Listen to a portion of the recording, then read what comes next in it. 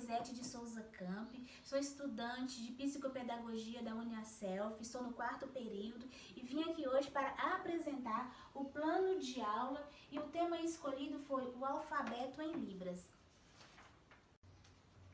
E como hoje todos sabem, né, a grande necessidade e a grande demanda que nós estamos tendo dentro das escolas com a necessidade da inclusão. E cada dia precisa-se de profissionais, cada dia mais capacitados para que ocorra verdadeiramente a inclusão. Então eu preparei essa aula porque ela vai desde o 1º ano, 4º ano, e aí de acordo com o professor, ele pode ir acrescentando e dificultando cada vez mais a aula de acordo com a necessidade dos alunos. E essa aula ela pode ser aplicada tanto em aula de matemática, é multidisciplinar. Tem os números, né? Aqui, e também tem o alfabeto. E ocorre o quê? Que acaba sobrando uns ladinhos que não tem as letras. Então, são cinco dados estão aqui. E assim, como que funciona? Como que eu preparei essa aula?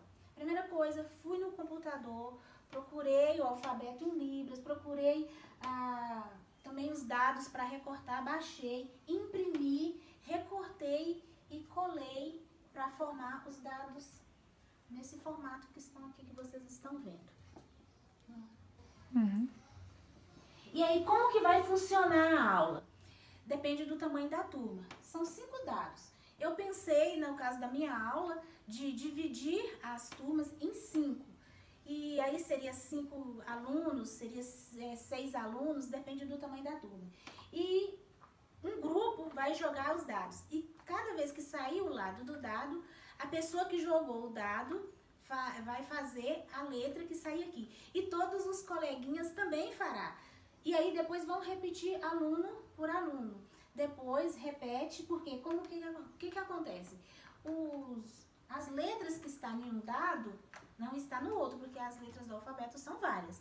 Então aqui tem 6. Então as outras 6 do alfabeto vai estar no outro e assim sucessivamente. Então como eu dividi o grupo em 5 grupos, então eu vou ter todas as letras do alfabeto. Então o primeiro grupo vai jogar os dados e todos vão repetir o que tiver nesse dado.